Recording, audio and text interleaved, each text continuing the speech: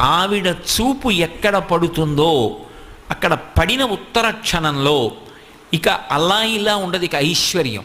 అది ఉత్సాహం కానివ్వండి, సంతోషం కానివ్వండి, పూనిక కానివ్వండి, అక్కడ ఉండేటటువంటి సంపద కానివ్వండి, అవన్నీ కూడా అంత పుష్కళత్వాన్ని పొందుతాయి, అంత సంతోషంగా ఉంటుంది. అందుకే ఆవిడ చూపులలోంచే అంతటి అనుగ్రహ ప్రసరణం చేసింది. అందుకే ఐశ్వర్యం ఎక్కడి నుంచి ఇస్తుంది అంటే ఆమె యొక్క చేతిలోంచి ఇస్తుంది అని చెప్పడం సాధ్యం కాదు. అందుకే లక్ష్మీ కటాక్షము అంటూ ఉంటారు.